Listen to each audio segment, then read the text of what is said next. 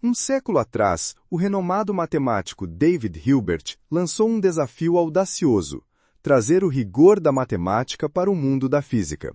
Na virada do século XX, a física ainda lutava com perguntas fundamentais. O que é calor? Como são estruturadas as moléculas? E Hilbert acreditava que a lógica formal da matemática poderia fornecer respostas. Em 8 de agosto de 1900, ele apresentou 23 problemas matemáticos cruciais ao Congresso Internacional de Matemáticos. O sexto deles, produzir provas irrefutáveis das leis da física. A ambição de Hilbert era colossal. Ele pedia para que as ciências físicas, em que a matemática desempenhava um papel importante, fossem tratadas da mesma maneira que a geometria, por meio de axiomas. Este sexto problema, segundo o matemático Dave Livermore, da Universidade de Maryland, era na verdade um programa, uma meta tão ampla que, na forma como foi enunciada, nunca poderia ser totalmente resolvida. Mas Hilbert deu um ponto de partida. Para estudar diferentes propriedades de um gás, como a velocidade de suas moléculas ou sua temperatura média, os físicos usam equações diferentes. Especificamente, eles usam um conjunto de equações para descrever o movimento individual das moléculas e outro para descrever o comportamento do gás como um todo. Hilbert questionou: seria possível mostrar que um conjunto de equações implicava no outro? Que essas equações eram, como os físicos presumiam, mas não haviam provado rigorosamente, simplesmente maneiras diferentes de modelar a mesma realidade? Por 125 anos, até mesmo axiomatizar este pequeno canto da física pareceu impossível. Os matemáticos obtiveram progressos parciais, criando provas que funcionavam apenas em escalas de tempo extremamente curtas ou em situações artificiais. Mas esses resultados ficaram aquém do que Hilbert havia imaginado. Agora, 3 matemáticos, Yu Deng, Zahir Hani e Xiao Ma, finalmente forneceram tal resultado. Seu trabalho não apenas representa um avanço significativo no programa de Hilbert, mas também aborda questões sobre a natureza irreversível do tempo. É um trabalho maravilhoso, disse Gregory Falkovich, físico do Instituto de Ciência Weizmann. Uma demonstração de força. Imagine um gás cujas partículas estão muito dispersas. Existem várias maneiras de um físico modelá-lo. Em nível microscópico, o gás é composto por moléculas individuais que se comportam como bolas de bilhar, movendo-se pelo espaço de acordo com as leis do movimento de Newton, com seus 350 anos de história. Este modelo é chamado de sistema de partículas de esfera rígida. Aumente o zoom. Nesta nova escala mesoscópica, seu campo de visão abrange muitas moléculas demais para serem rastreadas individualmente. Em vez disso, você modelará o gás usando uma equação desenvolvida por James Clerk Maxwell e Ludwig Boltzmann no final do século XIX. Chamada de equação de Boltzmann, ela descreve o comportamento provável das moléculas do gás, indicando quantas partículas você pode esperar encontrar em diferentes locais, movendo-se em diferentes velocidades. Este modelo permite estudar como o ar se move em pequenas escalas, por exemplo, como ele flui ao redor de um ônibus espacial. Aumente o zoom novamente e você não consegue mais distinguir que o gás é feito de partículas individuais. Ele age como uma substância contínua. Para modelar este comportamento macroscópico, quão denso o gás é e quão rápido ele está se movendo em qualquer ponto do espaço, você precisará de outro conjunto de equações, chamadas equações de Navier-Stokes. Os físicos veem esses 3 modelos como compatíveis. São simplesmente lentes diferentes para entender a mesma coisa. Mas os matemáticos que esperavam contribuir para o sexto problema de Hilbert queriam provar isso rigorosamente. Eles precisavam mostrar que o modelo de Newton de partículas individuais dá origem à descrição estatística de Boltzmann, e que a equação de Boltzmann, por sua vez, dá origem às equações de Navier-Stokes. Os matemáticos tiveram algum sucesso com a segunda etapa, provando que é possível derivar um modelo macroscópico de um gás a partir de um mesoscópico, em várias configurações, mas não conseguiram resolver a primeira etapa, deixando a cadeia de lógica incompleta. Isso mudou.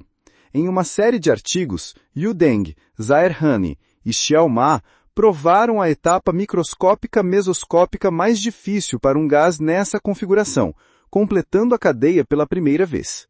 O resultado e as técnicas que o tornaram possível são transformadores de paradigma, disse Yang Guo, da Brown University.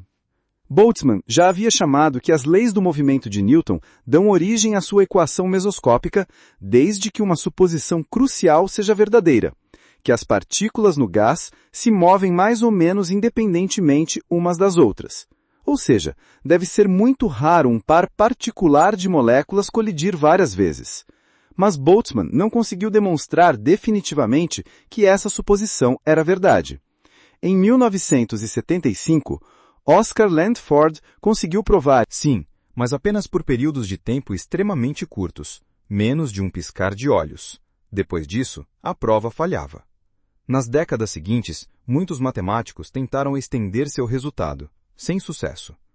Então, em novembro de 2023, Deng e Henny publicaram um pré-impresso que sugeria a prova desejada. Outros matemáticos ficaram surpresos. O trabalho de Deng e Henny envolvia uma análise da transição da escala microscópica para a mesoscópica no contexto de ondas. Um ano antes, Deng conheceu Xiao Ma em uma conferência e eles discutiram como adaptar os métodos para partículas. Isso permitiria estender o resultado de Landford, mostrar que as recolhições de partículas são raras mesmo em escalas de tempo mais longas. O trio trabalhou inicialmente com um gás cujas partículas estão distribuídas aleatoriamente em um espaço infinito, ao contrário das partículas do gás em caixa que ficam ricocheteando umas nas outras para sempre. Estas partículas eventualmente se dispersam e param de colidir. Eles precisavam tabular os diferentes padrões de colisões que poderiam ocorrer e a probabilidade de cada um desses padrões. Eles conseguiram facilmente descartar cenários com taxas particularmente altas de recolhições. Isso os deixou com um número finito, embora ainda enorme, de padrões a analisar. Mas muitas vezes isso parecia uma tarefa impossível, porque muitos padrões envolviam um número enorme de partículas e interações intrincadas e indiretas entre elas. Aqui, o trabalho anterior de Deng e Henny com ondas forneceu um insight importante. Eles conseguiram dividir padrões complicados de ondas interagentes em padrões mais simples. Eles esperavam que a mesma ideia funcionasse no contexto de partículas. Mas após uma colisão, as partículas se comportam de forma muito diferente das ondas. Deng, Henny e Ma precisaram reformular os detalhes de sua estratégia desde o início. Eles começaram com os casos mais simples, nos quais cada partícula colide apenas algumas vezes em um período de tempo muito curto, sem recolhições. Então, gradualmente passaram para casos mais difíceis, períodos de tempo mais longos, com mais colisões e recolhições. Foi uma combinação de arte e ciência. Finalmente, na primavera de 2024, o trio teve certeza de que havia coberto tudo. Sua prova, publicada online no verão, confirmou que as recolhições tinham que ser muito, muito incomuns. Eles mostraram que em sua configuração de espaço infinito, a descrição de Boltzmann do gás pode ser derivada da de Newton. Eles estavam prontos para retornar à configuração do gás em caixa, onde finalmente poderiam resolver o sexto problema de Hilbert. Não demorou muito para eles estenderem seu resultado do espaço infinito para o espaço confinado. Em março, eles publicaram um novo artigo que combinava sua prova com os resultados anteriores que conectam a equação de Boltzmann às equações de Navier-Stokes. A cadeia lógica estava completa. O trabalho não apenas marcou a resolução de um caso importante do sexto problema de Hilbert, mas também forneceu uma resolução matemática rigorosa de um antigo paradoxo. Em escala microscópica, o tempo é reversível, mas em níveis mesoscópicos e macroscópicos, não há como voltar no tempo. Como uma equação irreversível no tempo poderia ser derivada de um sistema reversível no tempo? Boltzmann argumentou que não havia paradoxo.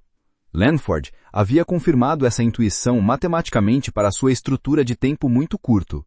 Agora, o resultado de Deng, Henny e Ma o confirmam para situações mais realistas. E se você quer ficar por dentro de tudo o que importa, que tal explorar mais sobre o que estamos compartilhando? Na descrição deste vídeo, você encontrará recursos adicionais que vão enriquecer sua compreensão do assunto. Aqui, nosso compromisso vai além de informar. Diariamente trazemos histórias que realmente importam, seja nos bastidores da tecnologia, nos movimentos culturais ou nos fatos globais que estão moldando o futuro. Se você acredita que estar bem informado é essencial para entender o mundo, este é o momento de se juntar a nós. Com apenas 2 cliques, inscreva-se no canal e ative o sininho das notificações. Assim, você garante acesso a análises profundas, contextos únicos e uma visão mais ampla dos acontecimentos. Não deixe que informações cruciais passem despercebidas. Clique agora, faça parte da nossa comunidade e venha decifrar com a gente o impacto das notícias no futuro que estamos construindo juntos.